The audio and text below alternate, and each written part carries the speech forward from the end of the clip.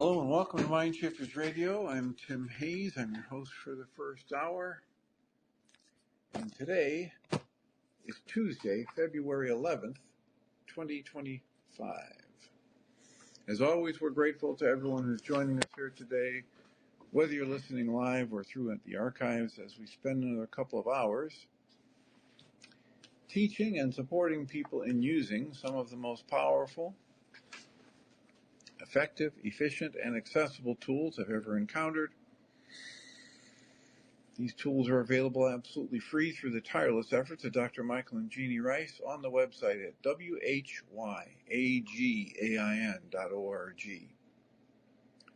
If you go to that website and click on the two words that say Start Here in the upper left-hand corner, it will take you to a page where you can download and read Chapter 24 of Dr. Michael Rice's book. His book is titled, Why Is This Happening to Me Again? And that chapter of the book contains a narrative description and explanation of the primary tool in this work. That tool is called the Reality Management Worksheet, sometimes called the Reality Management Wake-Up Sheet. And it's a tool I've been using to great effect for over 20 years now to improve the quality of my life and most of my relationships, and to turn any negative emotional experience I have into part of the infallible guidance system that each and every one of us has been given. You can also download the actual worksheet process itself. It's a simple PDF file. Click the link, download it, print it off, copy it as often as you like, and use it over and over again absolutely free. You can also download a whole host of audio files of shows just like this one, where people have been stepped through the worksheet process, and if you choose to listen to them even repeatedly, they can serve as a powerful tutorial for you to help you get maximum benefit from these tools in the shortest amount of time possible. You can also go to your app store and type in the three words Heartland Aramaic Forgiveness. If you do that, before you're done typing the word forgiveness, you'll see the glowing heart icon. If you tap on it, it will let you download a completely free and private app that contains the Reality Management Worksheet. It contains an abbreviated version of that worksheet process, and it contains a copy of the Dragon Klingon game, which is a wonderful way to introduce these tools to even younger audiences.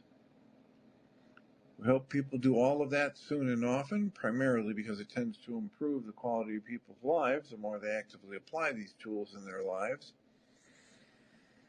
And secondly, because it tends to prompt comments, questions, answers, and testimonials. And if you have any of those to share with us, we appreciate you doing so by giving us a call at 563-999-3581. That's on autopilot. That is no longer a call-in number. You can email me at tjh@mindshifters-academy.org, or you can email Jeannie at jeanie@yagain.org. That's whyagain.org. And or you can download the Needle app, N-E-D-L, from your app store. It's AI tuner for live radio. Download the app, sign in. We appreciate it if you follow the show, and then every time someone goes, get a notification on your phone. And get access to us. Once you download the app and sign in, it gives you an opportunity to type in a comment or on the comment to be a caller live. So please give us feedback about our volume and about our quality of our sound. We've had quite a bit of difficulty in the recent days with this extraneous sounds and low volume, and the feedback is appreciated because that helps the people who are the engineers at Needle decide what needs to be done to correct the issues. And today I'm trying something different. I'm using my phone with speakerphone rather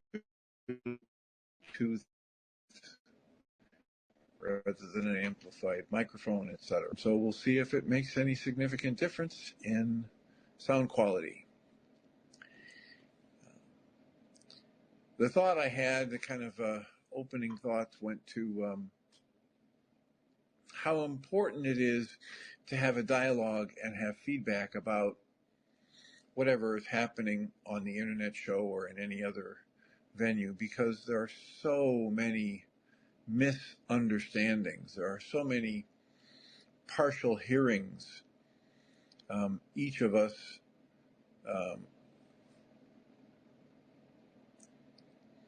we talk at length at different times about how our process of perception is very, very active. It's very unique to each of us. It's internal to each of us. And if you just listen to something once and you make the assumption that you understand what was said, and you don't do anything to give feedback to the speaker, chances are really, really slim that you actually received the message that was intended, the way it was intended. And I think, one of the things that triggered this for me is that just in the past week or so, as I've listened to the second hour of the internet show with people calling in talking to Dr. Rice, and every once in a while they mention something that I had talked about in the previous hour, and there's a creative spin put on it, or an entirely different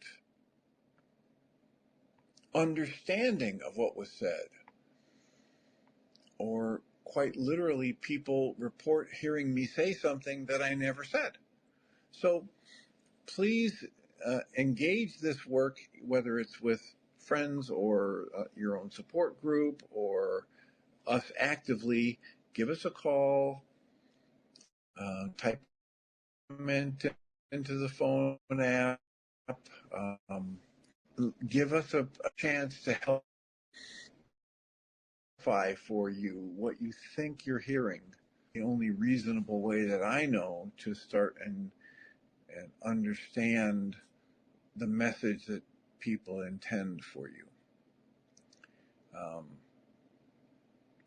We've been reading with commentary from the book titled Of Course in Miracles.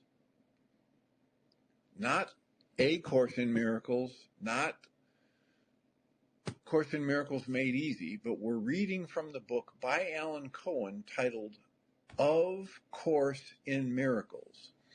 The subtitle is When Love Becomes a Way of Life. And as I mentioned, part of why I read things from Alan Cohen is that they resonate deeply and accurately with me, comfortably with me. And two of the books that he's written in the past that I listen to repeatedly are A Course in Miracles Made Easy and The Tao Made Easy. And so it's understandable that sometimes people might mix those up. But just for clarity, this is a book that I believe was released by Alan Cohen in last year, 2024. And in lieu of somebody typing in a comment or pressing the phone icon on the app, I will move back over to reading with commentary from that book.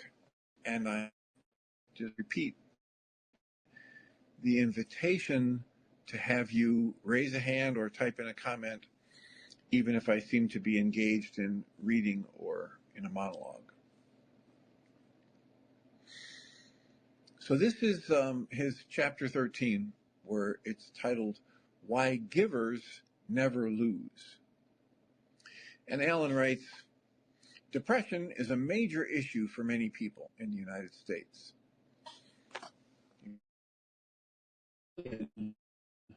American adults, take prescription antidepressants. Try to let that sink in. 43 million adults in America take prescription antidepressants, 6 million in the United Kingdom. Many others feel depressed but do not take prescription drugs.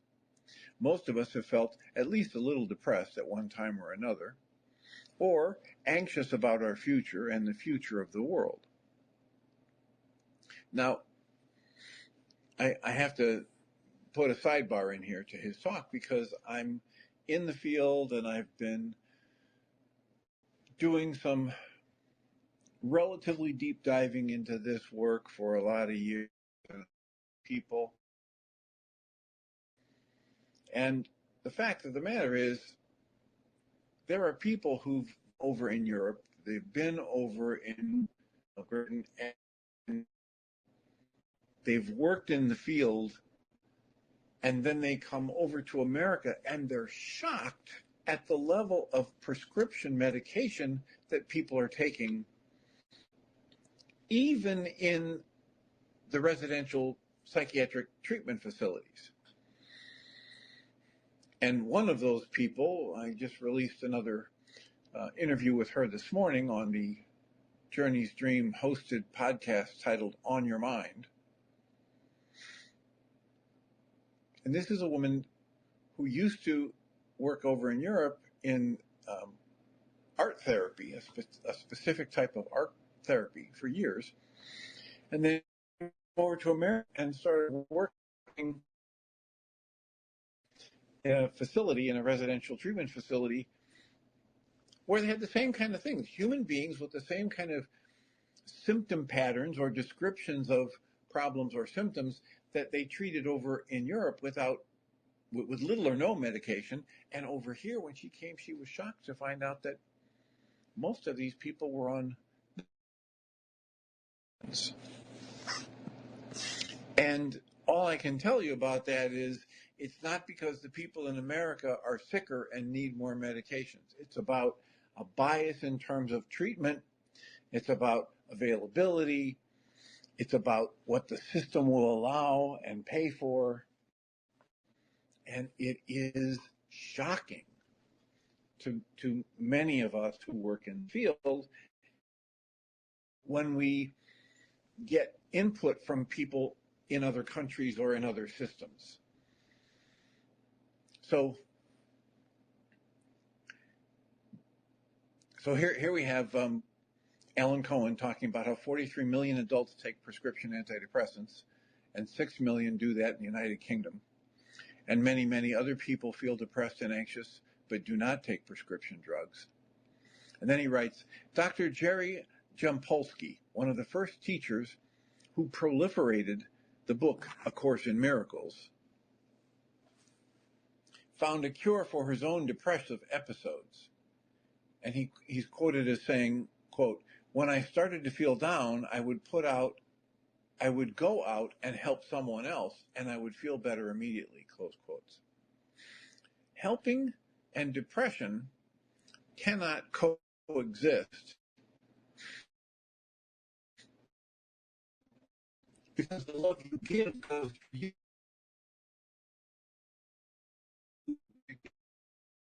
The other person. In that process, you are healed. This dynamic demonstrates A Course in Miracles teaching. What you give, you receive the moment you give it. And then there's a quote here from the workbook 126 that says, all that I give is given to myself.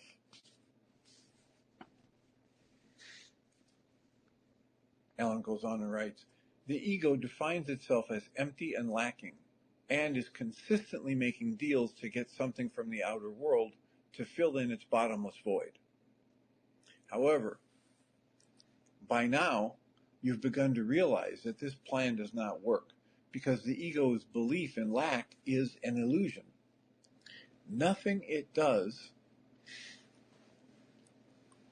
to offset that lack will ever succeed. You cannot get a true result a false premise. You cannot fill in something that is already whole. The ego gives now to get later, and in essence, it misses the joy that genuine giving delivers at the moment of extension. Alan writes, years ago, I was sharing my finances with a partner who wanted to take an expensive healing training. The tuition was high, and she would have to travel extensively to participate in the classes. As I looked at the price tab, I balked, fearing that the cost would run down our assets. Upset ensued, and we argued. That night, I dreamt I was at a party serving spaghetti at a buffet. As I passed by, and the spaghetti was getting down to the bottom of the pot, I feared that I would run out of pasta. But then I found that no matter how many people I served, when I dipped the ladle into the pot, there was enough to keep feeding people. Awakening, I realized that Spirit had given me this dream to offset my fear of lack of money. With newfound trust in infinite supply, I told my partner I would be happy to support her to take the training, and our relationship was restored to harmony.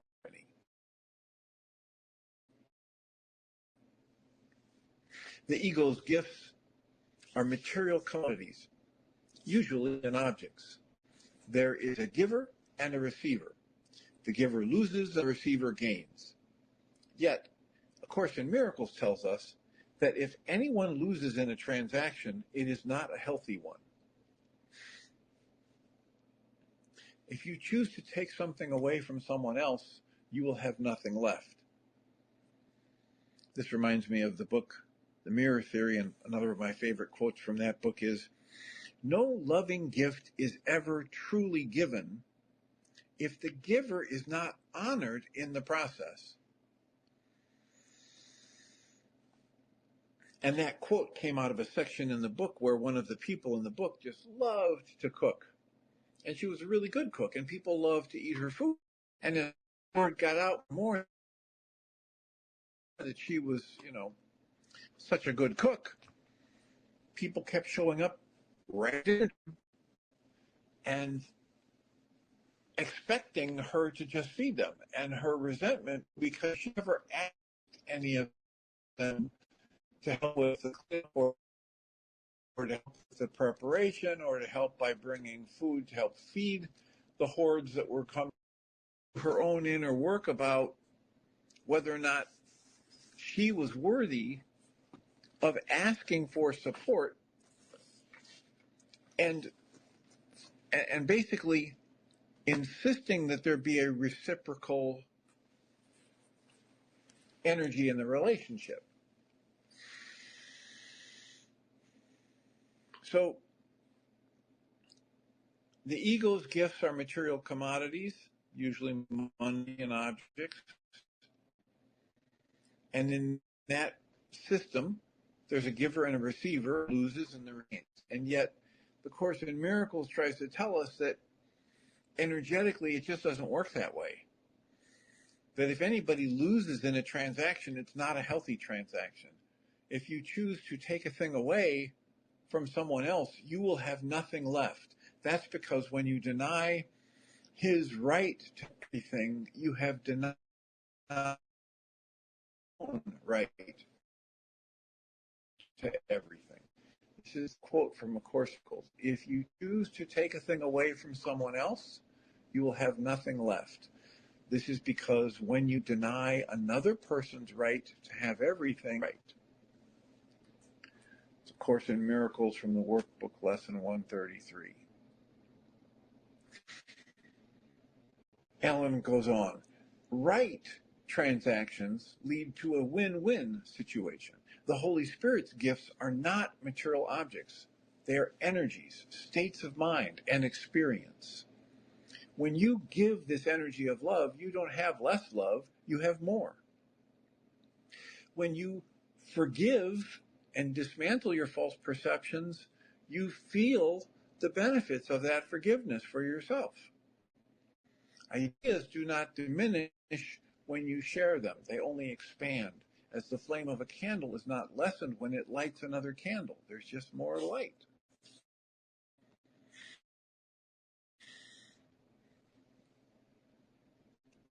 Real healing does not cost the healer. I saw a movie in which Jesus was depicted as returning to the world as a modern man incognito, in disguise. When he healed someone, he would whip and grab at the side of his waist as if he'd been stabbed. The movie scriptwriter, in real life, Jesus did not incur pain by giving. In real life, his own wellness increased. Losing through healing is an old sacrifice-based paradigm, and A Course in Miracles wants us to get over that.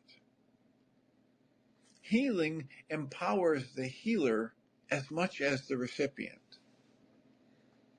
If you feel depleted after someone, there is an error in your mental formula. And I would say you can be there and support another person, but you're not doing the healing any more than our doctors are doing healing for their patients. They're not. The body heals. The one mind heals. The energy flow and what doctors and medications and surgeries and casts and crutches do is create an environment in which the healing is facilitated. It's not done by the healer, close quotes.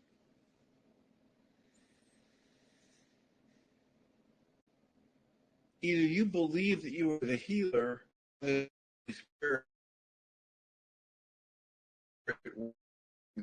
through you, or you believe that you have to lose for someone else to gain.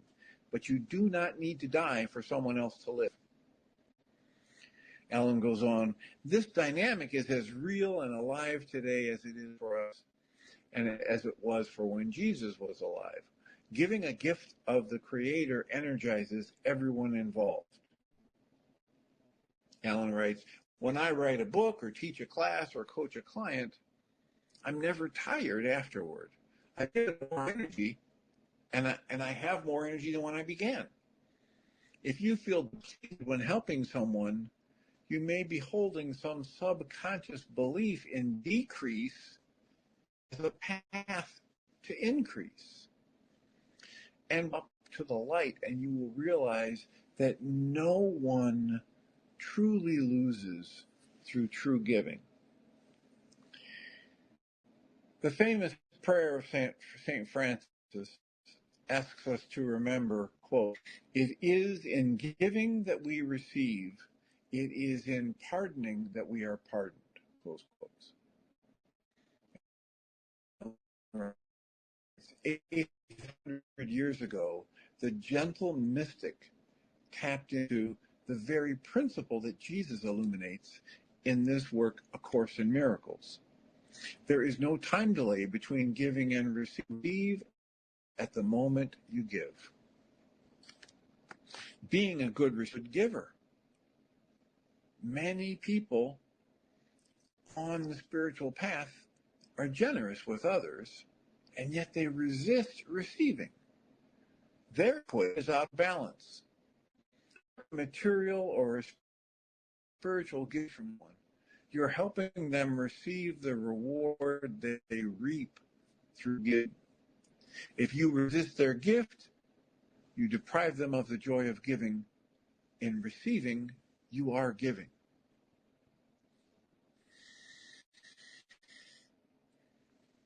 My mentor, Hilda, made a sophisticated use of this principle. Someone complimented her, for example, they would say something like, quote, that was a great lecture, Hilda, close quotes. She would not simply say, thank you. She would respond, did you really like it? And then the speaker would go on about the benefit he has received from the lecture. The point here was not insecure. She was looking for compliments.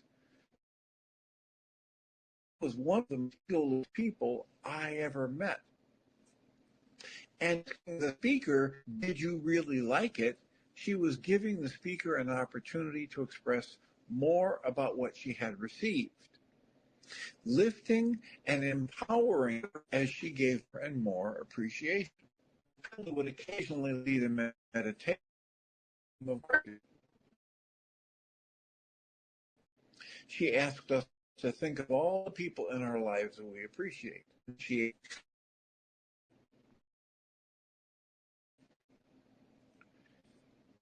include me in your gratitude list.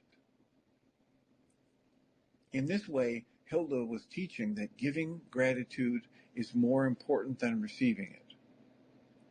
There's a simple way to differentiate between the gifts of the ego and the gifts of God or the Creator. If you have less after giving, your gift was ego-driven.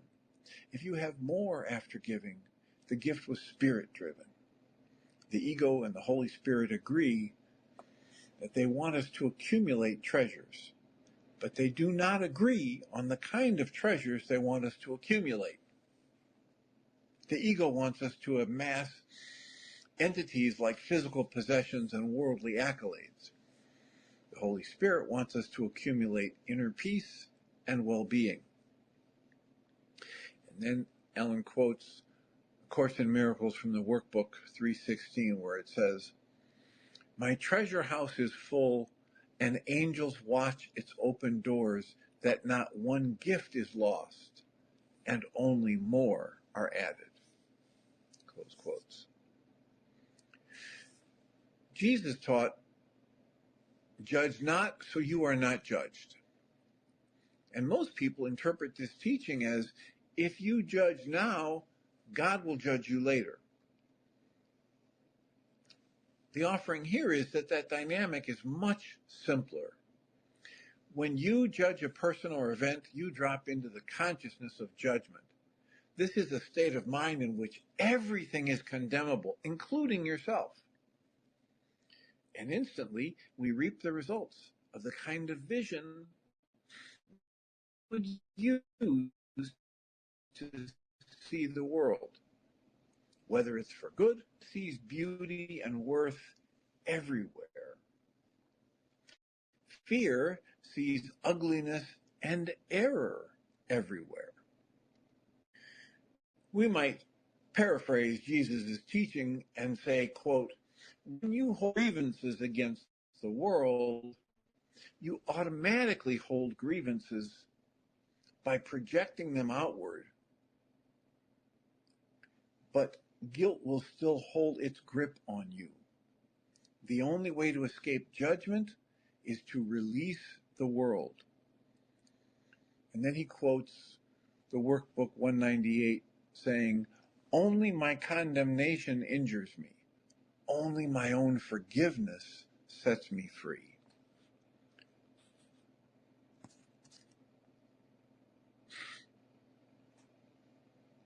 So we have some comments. I just checked them out, and it says that the sound is good, but it drops off every once in a while and twangs a little.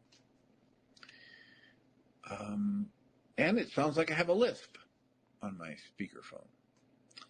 And so Linda says, my voice fades in and out and is garbled at times. Here's a caller, Susan Bingham. You're in the air. Hello, Susan Bingham.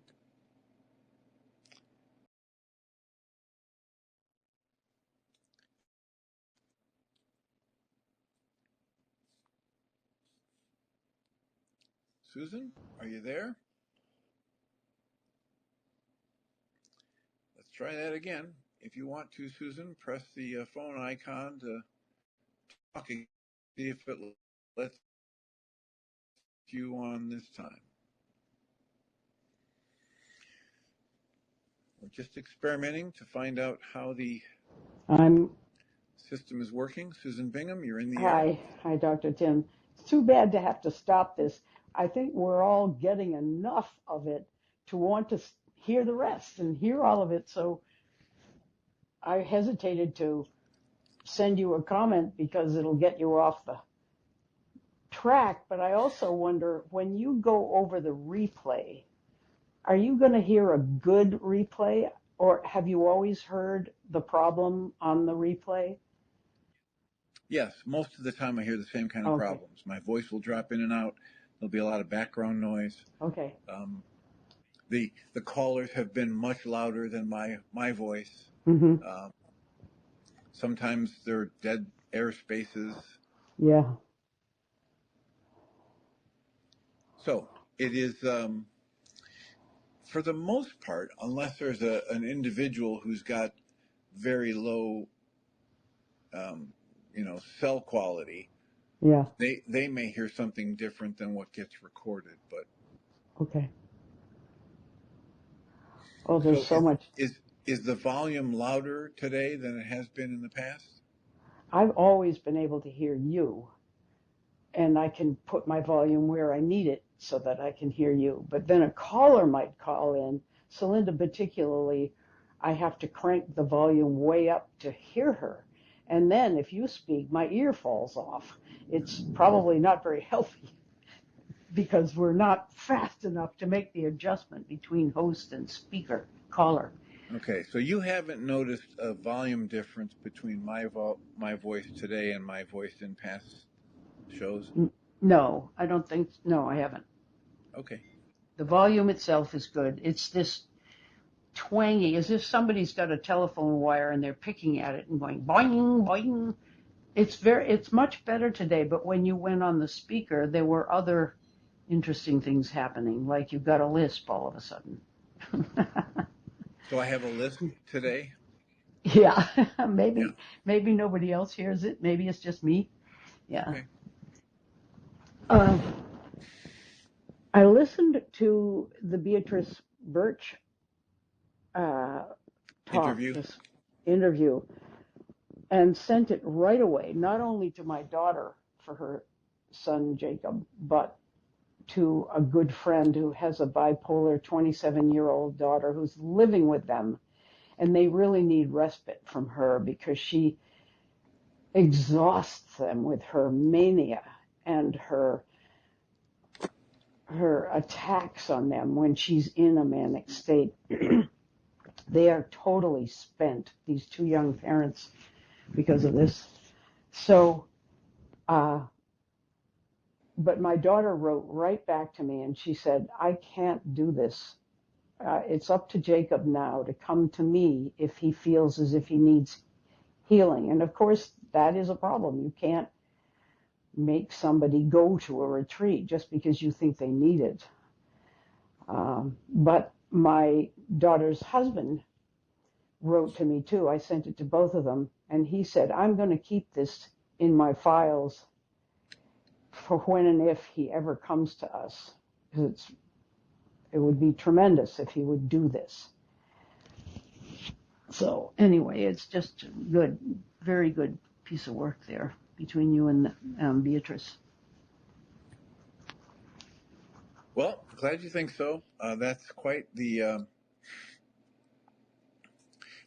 program, and as she mentioned in this interview, they're approaching their 10 years of having Inner Fire, and it's a facility in Vermont that assists people in going through their mental health challenges with little or no medications, and it works to help them very slowly withdraw from medications, because a lot of people have understood that if you've been on an antipsychotic and an antidepressant and anti-anxiety agent for any serious amount of time, when you go to get off of them, for whatever reason, the lower your dosage, the slower the more important it is for you to go slowly in withdrawing. So Mm. a lot of times people will be on, let's just say, 50 milligrams of something, and they'll cut it in half for a week or two, and then the doctor will say, okay, cut that in half for a week or two, and then, okay, stop.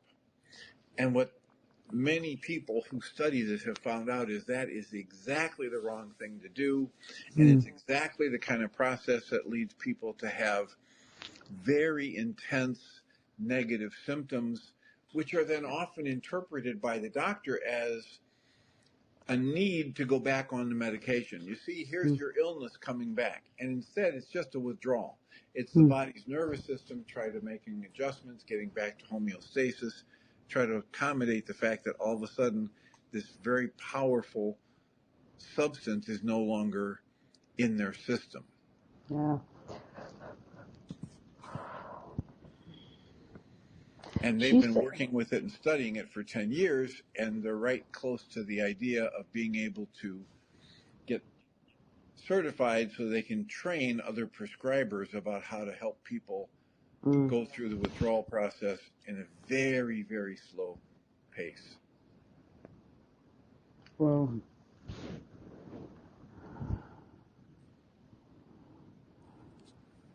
she Yes? mentioned at the beginning of the interview, and I didn't catch it, and I certainly can go back and listen, but early in her work, some patients, maybe they had finished working with her and then there were several suicides.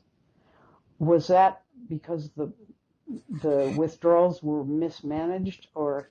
No, usually that was because they were just on these heavy duty medications and they're miserable. Those medications are not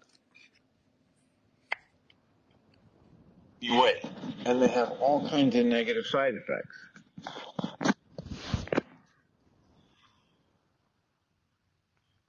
Okay, I just heard a very big change in your voice quality. Did you switch to? Can you hear Uh, my volume now? yeah, I can. It sounds a little echoey, but it's good and it's different. Did you do something? I put in the Bluetooth headset Oh, okay. just as It's an good. It's experiment. We're here at 11:38 in the on the show clock. okay. I had gotten a text message that said that I didn't sound any louder than I have in the past today, even though I had gone to speakerphone. Mm-hmm. And so I Well, thought, okay, so it's yeah. worth trying the Bluetooth for this last 20 minutes to see what happens. Mm-hmm. You do sound louder. Okay, well, there's a hope there. So anyway, the idea at Inner Fire is to accommodate people. And she was working at this facility after she came back from Europe, where almost everybody was on 3, 4, 5, 6 medications, and a Mm. number of people came to her because of her work in art therapy and as a therapist in that program, and asked her to help them go get off the medications. And of course, she wasn't in a position to do that because she's not a medical doctor. Oh, yeah. And then over time, a number of those people, because Beatrice couldn't help them get off the meds and no one else was helping them get off the meds and nothing was working for them, they weren't happy on the medications, and a number Mm. of them ended up committing suicide. Okay. And this is what prompted Beatrice to say, we have to provide an alternative. Mm. I have to find a way to create an environment where if people ask me to help them get off medication, there are the resources to do that. Mm. And that's how Inner Fire came into being 10 years ago. Where are they, Dr. Tim? Somewhere in In Vermont? Vermont. Yeah. Okay. In Vermont. Yeah.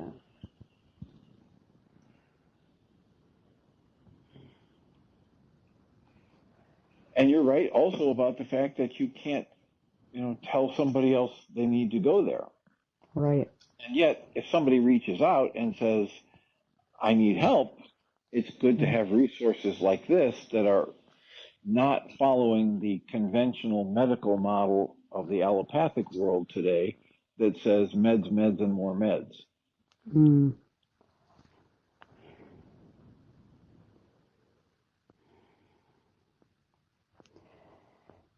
So I'm glad you were able to listen. I'm glad you found it useful. Again, Very that's a good. podcast that's available wherever you get your podcasts. It's titled On Your Mind. It's a podcast hosted by Journey's Dream. that I've been donating my time to for 5 years now, to try and help put different information out there about alternatives to getting effective help, healing for people who are going through mental health challenges.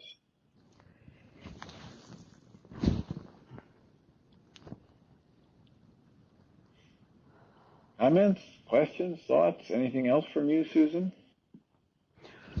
Well, it gets personal. I mean, the show is well worth listening to for anybody who wants to find another way to get well and to have hope for getting well. I think most people who are on medications say things like, I have a chemical disorder, it's inherited, I have to stay on this forever. There's something basically just wrong with me, and this is a corrective, and it's not perfect, not even sure it's helping in many cases. My husband is on meds, and he says that. He says he can't really work with himself, to a certain extent, and he is a lot better. He's been doing this DNRS, dynamic restructuring neural something or other. I can't remember what it stands for. It's limbic system rewiring of the brain work. Very and slow. Is it working? Is it working well for him? Yes, but it was so gradual that the only way it struck me only because I'm reading old journals, and I would report every day what a state of mind Tim Bingham was in, and it was usually not good. And today he wakes up often with anxiety, but he does certain things, and he does his DNRS steps, which is sort of like a morning meditation, and he is much better than he was. But he didn't even realize how much better until I read out of my journals from even 5 years ago. And he thought, oh my God, yeah, I am better. It's you just have to stick with it. He's been so disciplined. It involves about an hour a day of doing certain steps, standing up so you don't fall asleep, going through certain steps, and it has helped him.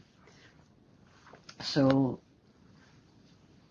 things can change. I don't know where I was going with that. Oh, I was going to say something about Jacob, too. Yeah, Jacob is now admitting to us that he knows he smokes too much weed.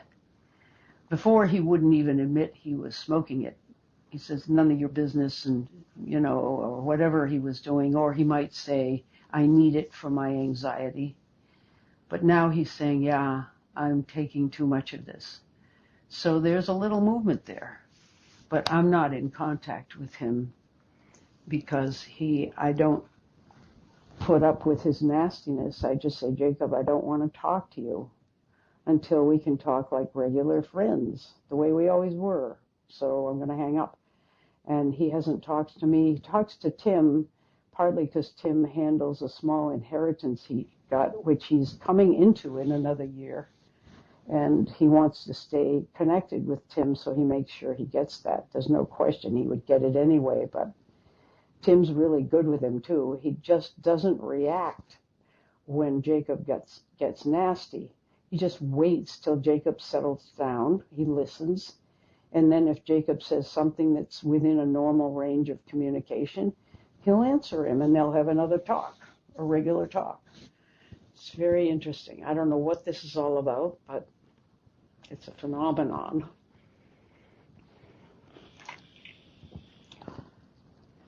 Well, I can only encourage you to just stay the course of what you find is most beneficial for you, in terms of your choice of when to interact or not interact with him. Right. And just have that confidence that if you're doing what's best for you, it can't be bad for anybody who cares about you, anybody in your life. I'm hoping so. Also, he bullies us if we don't give him money, and we don't give him any. because he's smoking weed. And he said, that's none of your business.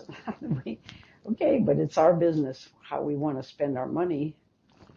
So it's been hard just having a grandson beating himself up like this against a wall when he's so bright and so talented and could step away from that. That's why I went gung ho. Well, and I just have to encourage you to stay the course, because what you're doing when you do your own work in a situation like this is the most powerful thing you can do for your entire bloodline and the generations, as these teachings talk to us about. That, the Course in Miracles says when you heal, you're never healed alone, and millions yet unborn will benefit from the work you do here today, and other references that it makes to the idea that we are energetic beings. And when we take care of our energy center, our core, it benefits everyone around us. It benefits what we're adding to the quantum soup, you might call it. One of the things that's helped me the most is the line you often repeat, you need do nothing. So my nothing is kind of wide and airy. I'm just basically watching. Well, and a lot of people, I'm glad you brought that up, because somebody else brought that up sometime in this past week. And a lot of people make the assumption that what is being said in that teaching, you need do nothing, is that you should just sit like a bump on a log and just watch the world go by and never do anything and not participate. Right.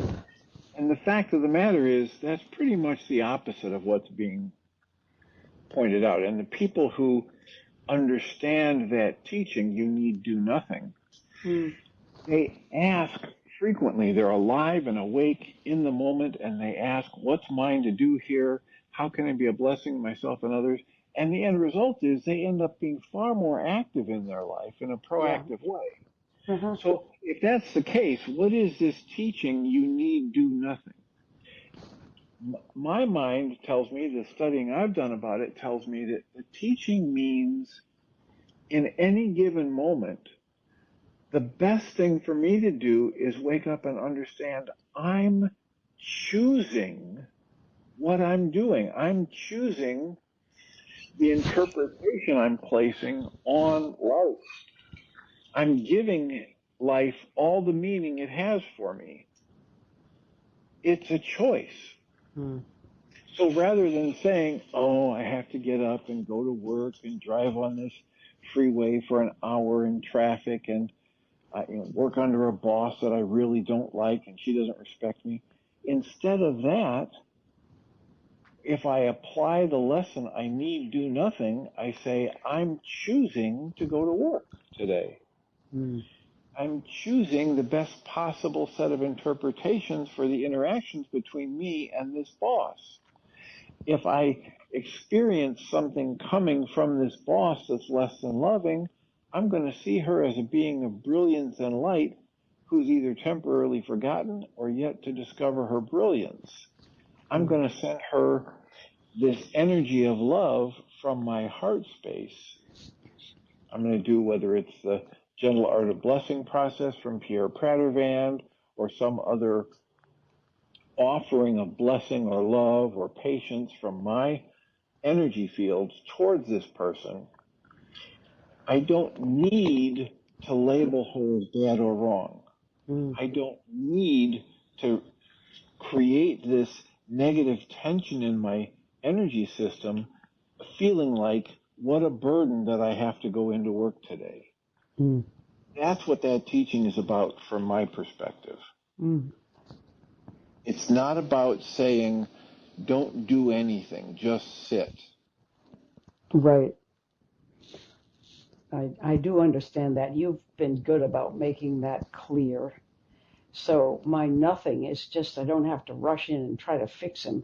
Of course, I think my daughter reacted today because I sent her this talk and said, this would be so good, and she thinks I'm doing, and I'm trying to fix him again. Well, of course, in the big picture, I'm offering some kind of interesting program, but I didn't send it to him. I sent it to the parents, figuring they could discern or whatever. I think my daughter got a little hot under the collar because I'm in fix-it mode again. That's probably true. It's a lot better than it used to be. Okay, but the more, I'll say, accurate way to say that is she might be getting hot under the collar, or she might have gotten hot under the collar, and it's not because of anything you did. That's true too. Yep. It's because of the interpretation that she's choosing and placing on what she thinks you did. Yeah.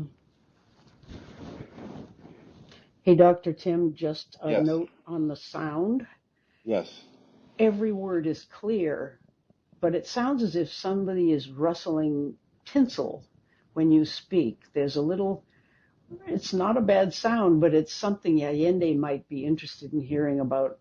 It isn't just your voice. Something comes into the sound chamber with you, And like is rattling. is that ever since I hooked up the Bluetooth? Yes. It's like pom-poms are being rattled around your head. As if you have a Yeah. cheerleader nearby or somebody. Yeah, I'm hearing it mostly after I quit talking and before you quit talking, or right after you quit talking. Oh, okay. And so Yeah, I it's don't know if around. it's something at my end or your end. However, there it was again. Maybe somebody else should call in and see what it does. Call in, somebody. The option is there. The option is there for somebody else to call in, and we can do a little experiment about the sound quality. I am sitting in my office with nobody else here. I'm not fidgeting with my microphone or the earpiece. So if that rustling noise that I was hearing from time to time, I assumed it was you rustling your phone. No, I haven't been moving. Yeah, same here. Mm. And Jeannie says, I can hear it during the silence. And Doug Bingley says he can hear it very lightly, very minor. So, Well, here we go. Well, so any other comments or thoughts or questions from you? no. Thanks a lot, Dr. Tim. Good stuff. You're very welcome. Thanks again for listening to the On Your Mind podcast and promoting that, even if it doesn't land well for everybody. It is a free resource that we recommend to people. You can find it at onyourmindpodcast.org, or you can find it on journeysdream.org/podcast. And there are 189 of them that have been published. Wow. Maybe 190. I don't know. It's been a slog trying to get up to 200. Oh, I guess it's 191 that have been published. Wow. Today.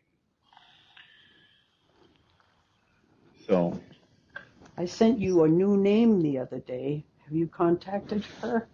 Joyce Cohen Katz? No, it's not Joyce. Joanne Cohen Katz. And where did you send that? You answered me, so you did get it.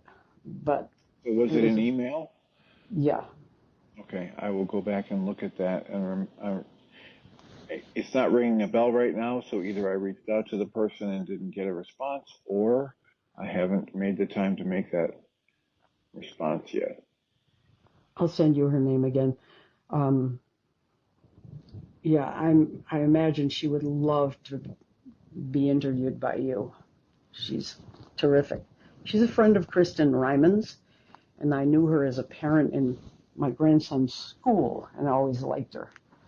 And she has won. So is this a situation where you sent me the link to their interview, and she's talking about internal family systems? Yes, and yeah, I did. I forgot how I sent it, but that's right, I did that. I don't know whether you listened to it or not. Yeah, I listened to about the first half of it, and I will make time to listen to the rest of it. She's clearly an experienced therapist who understands the dynamics, so that could be a good resource. Thank you. Yeah.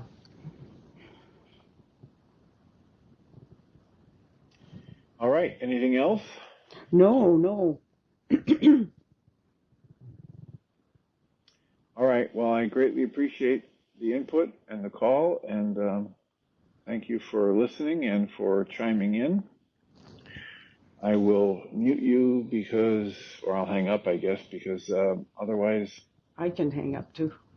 well, you could mute, or hang up, but when people don't do that, I've noticed as I listen back to the shows, it creates a lot of background noise. So, thanks again for the call. I'll send you blessings, and I'll end the call here, and then I will. Looking at the time, I realize we've only got about 3 minutes left, so I will wrap up the call here, leaving some space for Michael and Jeannie to function in the app and start their show. Please start your app again when the second hour starts, if you're so inclined. I'll remind us all that we come from love. We're made of the stuff we call love. We actually are love, and everything else is false. There is a support group tonight. You can find all the information to join us for free at mindshiftersacademy.org. And thanks for listening.